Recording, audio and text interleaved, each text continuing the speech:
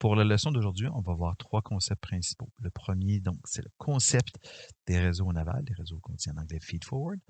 Par la suite, on va parler des fonctions de perte qui sont essentielles pour pouvoir faire l'entraînement ou l'optimisation des réseaux de neurones. Donc, ça consiste à trouver les paramètres du réseau qui vont permettre d'accomplir le mieux possible la tâche qui est prescrite. Et finalement, concept très important pour les réseaux de neurones profonds, le concept des graphes de calcul et la rétropropagation qui va nous permettre d'effectuer cette optimisation-là de façon relativement efficace. Voyons maintenant les architectures de réseaux en aval. Les réseaux de neurones en aval constituent la base de beaucoup de systèmes. Essentiellement, ce qu'on va faire, c'est qu'on va faire une composition successive de plusieurs fonctions qu'on peut illustrer ici de façon mathématique. Donc, vous voyez ici la fonction 1 qui prend x à l'entrée.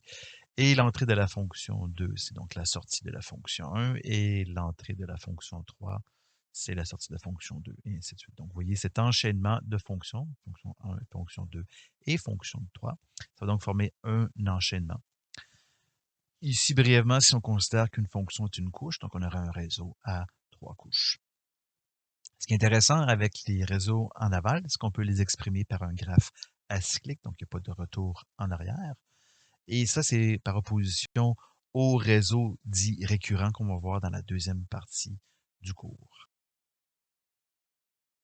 Maintenant, si on regarde un petit peu au niveau de la nomenclature pour les réseaux de neurones, ici, c'est pour les besoins d'illustration, j'ai pris un réseau qu'on dit multi-layer perceptron.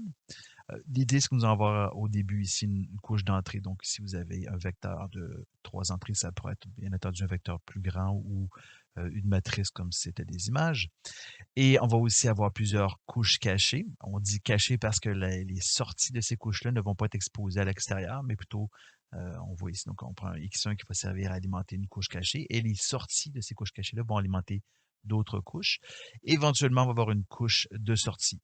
Donc, par exemple, ici, on a deux sorties, Y, chapeau 1 et 2. Ça pourrait être par exemple, parce qu'on voudrait classer le vecteur ici de 3 entrées en deux différentes catégories, ou classes, si vous préférez. Maintenant, aussi en termes de taxonomie, on a ce qu'on appelle la largeur d'un réseau. Souvent, ça veut dire, on va l'exprimer en termes de nombre de neurones, ou pour les réseaux CNN, ça va être le nombre de filtres, par exemple, à une couche particulière. On a le nombre ici de couches cachées. Et le nombre total de couches va donc être la somme du nombre des couches cachées avec la couche de sortie elle-même. Donc, si vous avez H couches cachées, donc vous allez avoir H plus 1 ici, couche dans notre réseau. Notre réseau en aval, on va l'utiliser pour approximer une fonction f étoile qu'on recherche. Pas besoin de connaître exactement qu'est-ce que f étoile. Disons qu'on va faire un classificateur Y. Donc, Y va être la classe, ça peut être un vecteur de probabilité de la classe. Et on veut trouver donc une fonction f étoile qui va classifier une entrée X.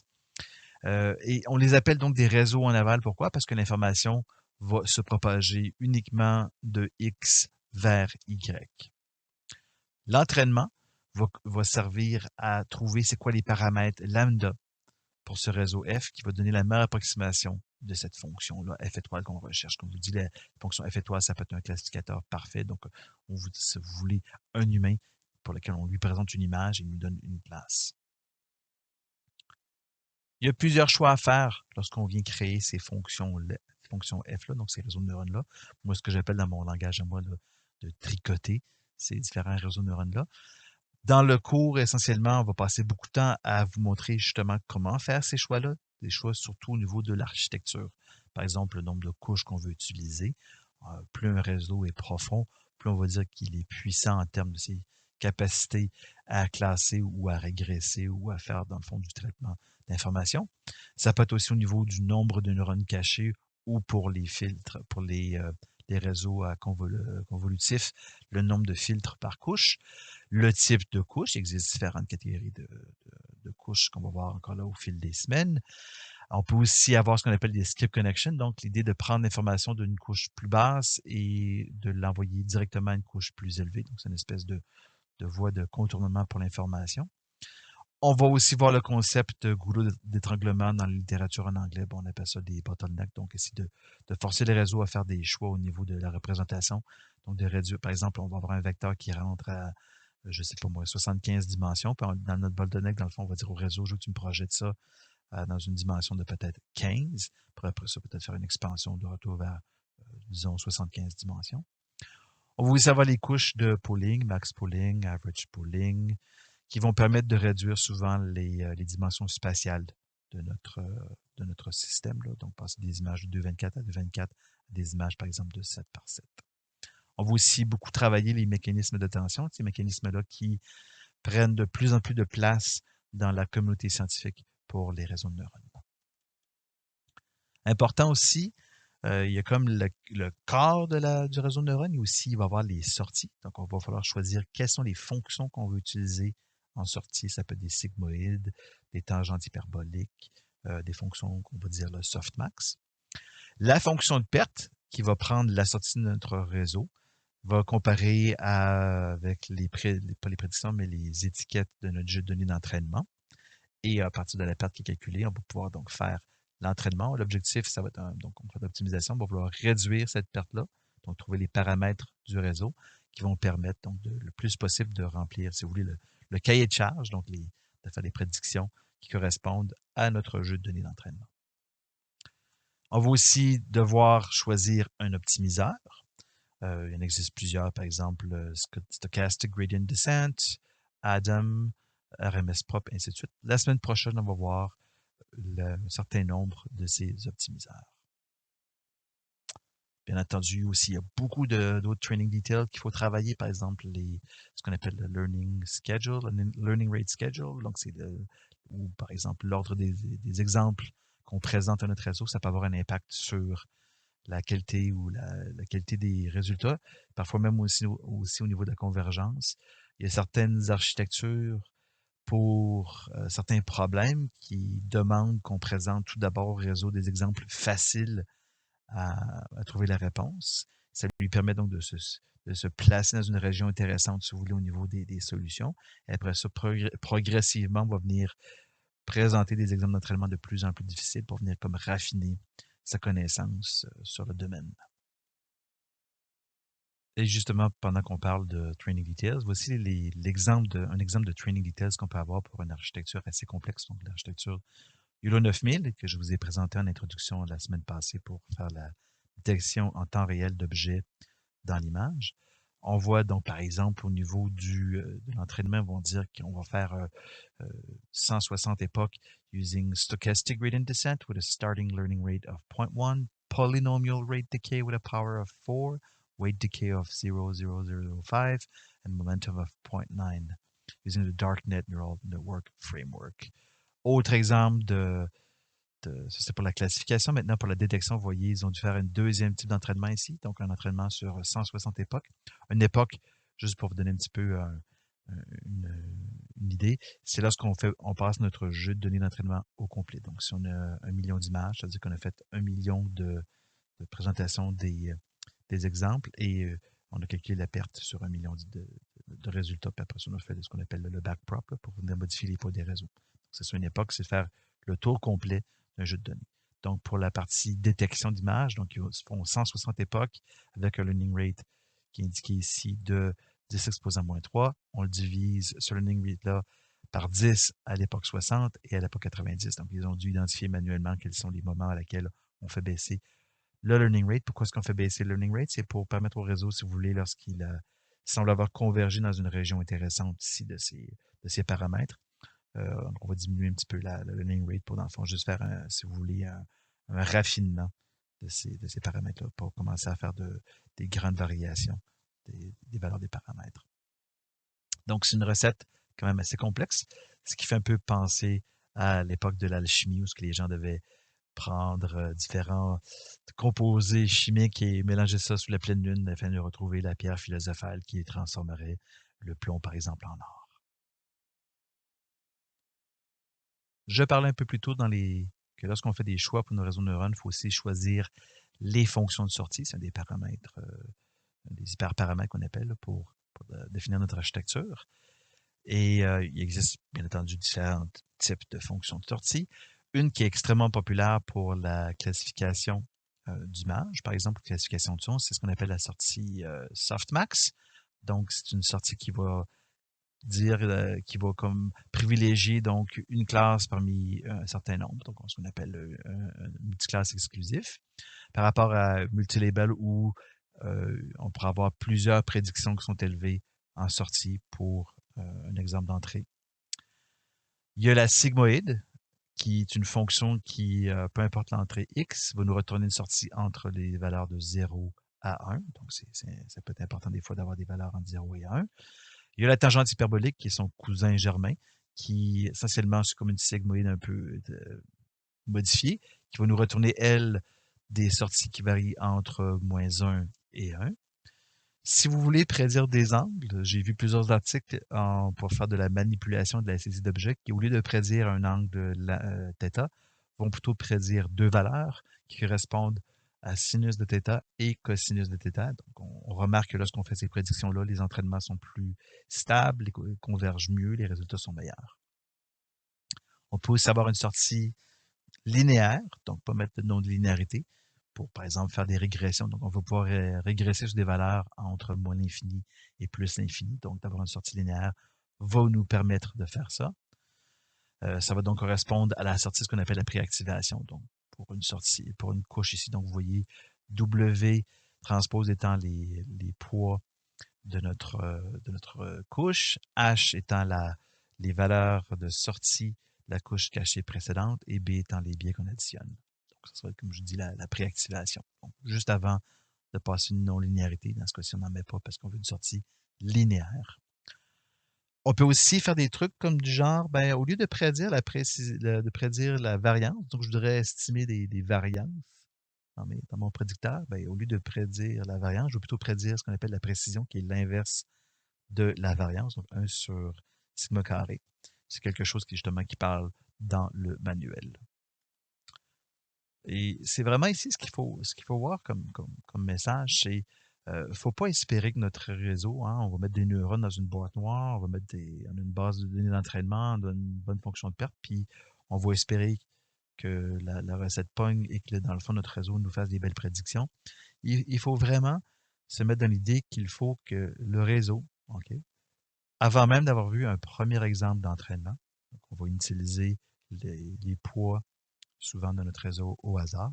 Donc, ce qu'on veut, c'est que la sortie brute du réseau initialisé, donc au hasard, soit le plus proche possible de ce qu'on veut prédire. Par exemple, si on veut prédire des probabilités, bien, clairement, d'avoir une softmax, bien, on sait que si je prends un réseau de neurones, peu importe c'est quoi la valeur des poids à l'intérieur, c'est garanti que les prédictions qui sortent d'un softmax correspondent à une distribution de probabilité puisqu'ils vont sommer à 1 et aucune des entrées ne sera, dans le fond, toutes les sorties, pardon, vont être entre 0 et 1. Donc, c'est important. Le fait d'avoir justement cette sortie-là qui est proche de ce qu'on veut prédire va grandement faciliter et parfois même, c'est la seule façon d'avoir une bonne probabilité d'avoir une convergence lors de l'entraînement. Voyons maintenant quelques fonctions de perte nécessaires pour permettre l'entraînement des réseaux de neurones. Bien qu'on puisse juger qualitativement des performances d'un réseau, donc on regarde les prédictions de classification, si c'est un réseau pour faire de la prédiction d'image, je vous donne une image et ça me prédit chien et chat, je peux facilement qualitativement juger de si ça fonctionne ou ça ne fonctionne pas pour un exemple. Mais lorsque vient le temps de faire un entraînement, c'est un optimiseur, donc on a besoin d'un formalisme mathématique plus important. Donc, ça nous prend des valeurs quantitatives de performance. Et c'est justement les fonctions de perte qui vont donner ces valeurs-là quantitatives. Cette fonction de perte-là, on va la calculer sur les exemples d'entraînement. On appelle ça la perte empirique. Et l'entraînement va donc constituer à être la recherche dans l'espace des paramètres θ. Donc, les paramètres, ça peut être les poids, les biais de notre réseau.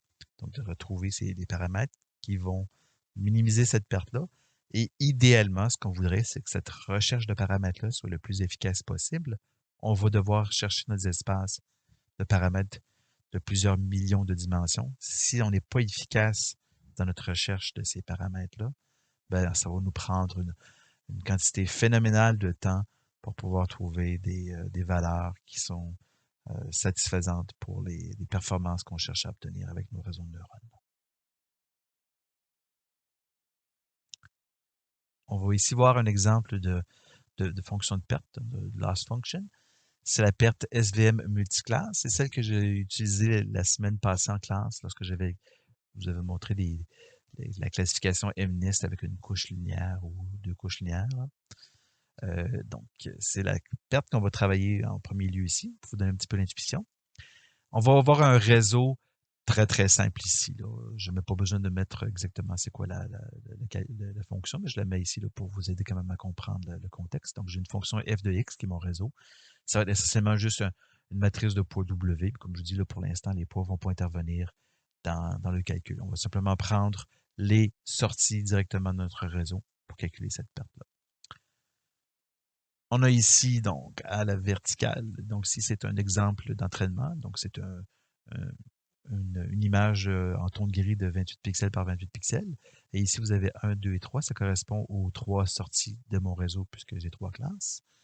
Et le score ici, là, que j'ai mis en vert, là, ça correspond dans le fond le calcul ici. Donc, on voit que lorsque je présente cet exemple d'entraînement particulier, donc cet assemblage de pixels de ton gris particulier, mon réseau va me sortir 2.3 comme score pour la valeur de 1, 4.1 pour la valeur pour la classe 2 et moins 2.1 pour la classe 3. Donc, on voit ici notre réseau prédit que c'est probablement plus un 2 qu'un 1. Ben, c'est sûr que ce n'est pas la bonne réponse ici, on le voit, mais c'est pour le fin de l'exemple, il faut quand même avoir un réseau qui n'est pas parfait, sinon on ne verra pas bien l'exemple.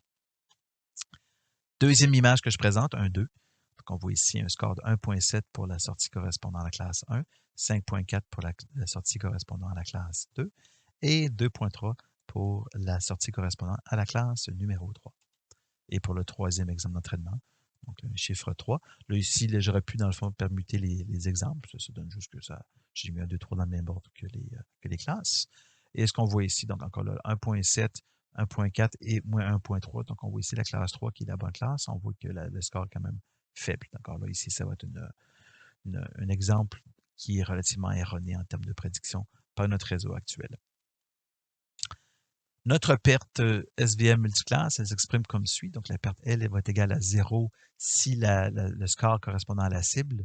Donc, quand on parle de cible, donc ça veut dire que j'ai un 1 à l'entrée. Donc, la sortie correspond à 1, ça correspond au score cible. Si le score de la cible est plus grand ou égal à n'importe quel des autres sorties SJ plus 1, donc plus 1, ça va correspondre à une marge qu'on veut. Donc, c'est 0 si mon score de cible est très élevé. Autrement, ça va être quoi? Ça va être la différence entre une sortie score SJ qui ne correspond pas à la cible, moins le score correspondant à la cible, plus 1. On l'avait aussi exprimé d'une autre façon la dernière fois, c'était avec l'opérateur max. Donc, les deux sont mathématiquement équivalents. Et là, si on fait le détail pour dans le fond, le calcul de la perte pour un exemple particulier, et je rappelle, la cible, ça va être l'étiquette Y1. Donc ici, la cible, c'est 1. Ici, la cible, c'est 2. Et ici, la cible, c'est 3. Ça correspond à l'étiquette de l'image. Commençons donc pour le premier exemple d'entraînement. Alors, on a ici les différents scores qui ont été sortis. Calculons maintenant notre perte. Donc, notre perte va être, on prend l'équation ici, donc ça va être le maximum entre pour la sortie qui ne correspond pas à la cible. Donc, on voit ici 4.1. Donc, c'est 4.1 moins le score correspondant à la cible, qui est 2.3 plus 1, qui est la marge qu'on veut obtenir, plus maintenant, pour la deuxième sortie qui ne correspond pas à la cible, donc c'est 3 ici, ça va être le maximum entre 0 et la sortie qui est moins 2.1, moins, encore la même chose que précédemment, le score correspondant à notre cible, qui est 1, plus 1 qui est la marge. Donc, si je fais le calcul avec tout ça, donc on a le maximum entre 0 et 2.8 plus le maximum entre 0 et moins 3.4. Donc, on obtient, pour cet exemple d'entraînement-là ici, donc le 1, on obtient une perte de 2.8. Voilà. Donc, on voit que ce n'est pas une perte qui est nulle. C'est normal parce que notre réseau a fait une erreur à cet exemple-là. Il est sorti là, sur Nogati, le score le plus élevé, c'est pour la classe 2. Donc, on devait s'attendre à avoir quand même une perte ici qui correspond, si vous voulez, à une erreur de classification. Pour le deuxième exemple d'entraînement, qui est ici, donc la valeur 2 ici. Donc, ce qu'on va voir, on a les différents scores qui sont sortis par notre réseau. Encore là, si on fait le détail du calcul, donc pour les sorties qui ne correspondent pas à la cible, donc je vais avoir ici, donc la valeur c'est 1.7, 1.7 moins le score correspondant à l'étiquette qui est 5.4 plus 1. Et ensuite, la deuxième valeur, c'est pour la sortie 3 ici qui ne correspond pas à 2. Donc, ça va être 2.3 moins le score correspondant à la classe, à l'étiquette qui est 5.4 plus 1.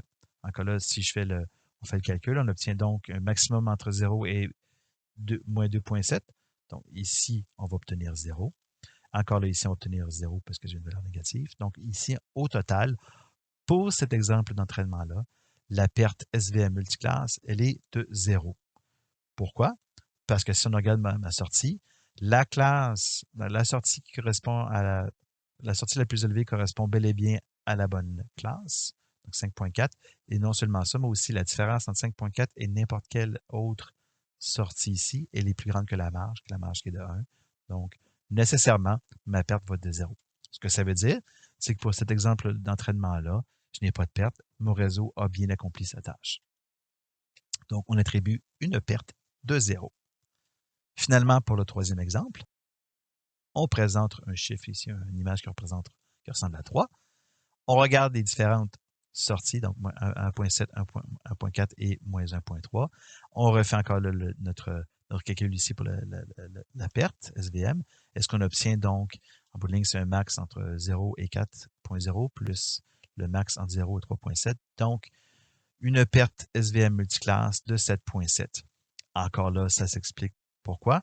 Parce qu'on a fait une erreur de classification. Vous voyez le score pour la classe, pour la bonne classe, on a un 3. On voit ici donc la sortie du réseau de moins 1.3, qui est la valeur la plus faible en sortie ici. Donc, notre réseau a quand même fait une erreur assez importante. Donc, conséquemment, la perte doit être plus élevée.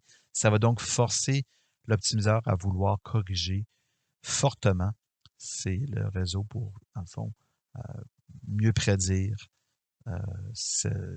mieux prédire un 3 lorsque je lui présente cette image. Donc, perte de 7.7 pour cet exemple d'entraînement-là. On va utiliser la perte moyenne lorsqu'on va vouloir faire des corrections sur les réseaux. Notre perte moyenne, ça va être quoi? Ça va être la perte sur les trois exemples, donc 2.8, 0 et 7.7, divisé par 3, donc j'ai une perte moyenne de 3.5. Donc, vous voyez ici comment j'obtiens un résultat quantitatif sur les performances de mon réseau. Ici, on va faire de la classification de chiffres et on va pouvoir donc utiliser un optimiseur, un outil mathématique, pour venir modifier les paramètres du réseau. Ici, ce serait les poids W, pour venir baisser cette perte. Donc, idéalement, ce qu'on voudrait, c'est que la perte descende à 0.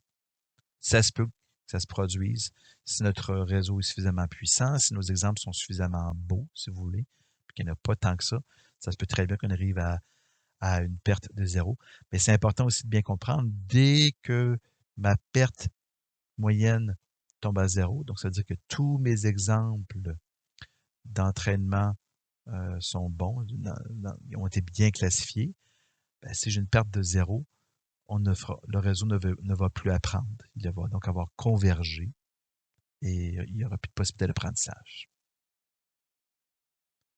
La perte SVM multiclasse est rarement utilisée pour les réseaux de neurones profonds, puisque la plupart du temps, on va faire des classifications. Et à ce sens-là, on va plutôt utiliser une autre type de fonction de perte qui va bien fonctionner avec les sorties de type softmax. Je le rappelle, les sorties de type softmax, c'est lorsqu'on veut faire de la prédiction d'appartenance unique à une classe. J'ai une image en entrée, j'ai un vecteur de 1000 probabilités en sortie parce que je veux prédire c'est quoi l'une des 1000 classes qui est dominante dans l'image. L'expression mathématique pour une softmax, c'est celle-ci. Donc, si on prend donc la sortie de mon réseau que je représente ici, là, ça va être quoi une sortie? Ça va être l'exposant du score de la sortie elle-même. Donc, vous voyez ici pour la Y chapeau 1. Donc, je vais prendre le score 1 que je mets à l'exposant et je divise par la somme des exposants de tous les scores ici. Okay? On peut le voir, si vous voulez, que les scores, ce sont des logs de probabilité non normalisés. Lorsque je passe dans un softmax, ça devient une distribution de probabilité à proprement parler. Le softmax va utiliser une paire différente que le SVM multiclass loss. Et on va le dériver ici pour une cible, on va dire que la cible est 2, donc la vraie valeur de la prédiction, c'est la classe numéro 2. On va donc encoder cette prédiction-là dans ce qu'on appelle un one-hot encoding vector. Donc, on va mettre des zéros partout, sauf à la bonne classe, la classe 2. À quelque part, encore là, c'est une distribution de probabilité. Donc, j'ai des zéros. Là, si je fais la somme de mon vecteur ici, là, je fais la somme ici, j'obtiens 1, comme ici aussi. Je fais la somme des valeurs ici, ça me donne 1. Donc, j'ai vraiment une distribution de probabilité, comme j'ai aussi en sortie avec la softmax. Donc, ce qu'on peut imaginer maintenant, c'est que je vais avoir une perte qui va me permettre de calculer c'est quoi la distance entre ces deux distributions-là. Donc, la distribution de probabilité de la sortie de mon réseau versus la distribution de probabilité de mon étiquette qui correspond, dans le fond, à un one-hot encoding. Donc, la perte qui nous permet de mesurer, la fonction qui nous permet de mesurer la différence entre deux distributions de probabilité, c'est ce qu'on appelle la perte d'entropie croisée, en anglais le cross entropy loss, pardon. Elle est définie comme suit. Donc, vous voyez, c'est la somme pour toutes les sorties donc du négatif de YJ, donc c'est les valeurs ici de mon vecteur de one hot encoding, multiplié par le logarithme de la sortie de ma softmax ici. Important, si j'utilise donc Y ici, donc la distribution Y sans le chapeau, là, comme étant le one hot encoding, ben, il y a juste une des valeurs ici qui n'est pas nulle, donc c'est la valeur correspondant à la bonne classe, la classe 2. Donc cette perte d'entropie croisée, cette cross entropy loss-là, va se réduire simplement à pas l'inverse, mais la négation du logarithme de la sortie softmax correspondant à la cible. Donc, vraiment, si mon one-hot encoding me dit que la classe de l'image, c'est 2, alors je vais simplement prendre la sortie ici de ma softmax, Y chapeau 2, et dans le fond, je vais faire le logarithme, faire un moins, et ça va correspondre donc à la perte engendrée par cette sortie-là de mon réseau. Donc, les sorties ici et la sortie ici ne vont pas intervenir directement dans ma perte. L'entropie croisée, donc cross entropy loss, est une distance asymétrique entre deux distributions de probabilité. Donc, il faut prendre, on peut le voir ici, la fonction H. Là. Donc, il y a une distribution P, une distribution Q. Et donc, vous voyez ici, c'est exactement ce qu'on a vu tout à l'heure, la somme des probabilités individuelles sur la distribution P, multiplié par le logarithme des distributions des probabilités pour Q. Donc, il y a un choix à faire, qu'est-ce qui est P, qu'est-ce qui est Q. Donc, si on reprend notre exemple de tout à l'heure, donc j'ai ma sortie Y chapeau qui est la sortie de mon réseau. J'ai mon one hot encoding qui correspond à mon étiquette pour mon image, par exemple. Et là, qu'est-ce qui se passerait si, au lieu de choisir comme premier terme ici, là, au lieu de prendre le one hot encoding, je prenais plutôt la sortie de mon réseau de neurones et que j'utilisais le logarithme plutôt du one hot encoding pour dans mon équation, donc d'intervertir, si vous voulez, P et Q dans les différentes distributions, puisque je vous disais, la fonction d'entropie croisée, c'est une fonction de distance asymétrique. Bien, on va frapper un problème, plusieurs problèmes. C'est que le logarithme pour une valeur nulle, c'est moins l'infini, puis le logarithme pour une valeur égale à 1, c'est 0. Donc, ça ne va pas nous donner des pertes très intéressantes. Essentiellement, ça va être une somme de 0 et de valeurs infinies négatives. On ne va pas vraiment être capable de l'utiliser pour apprendre. Donc, c'est vraiment important. Notre perte d'entropie croisée va vraiment bien choisir les P et les Q. Et en bout de ligne, donc, ça va être le terme ici, ça devra être le one hot encoding. Et là, ici, ça devra être la sortie du softmax du réseau. Donc, le seul choix qu'on peut avoir, c'est celui-ci, comme je viens d'exprimer. Et au final, eh bien, se réduire simplement à notre perte va correspondre donc au logarithme négatif de la sortie qui correspond à la cible.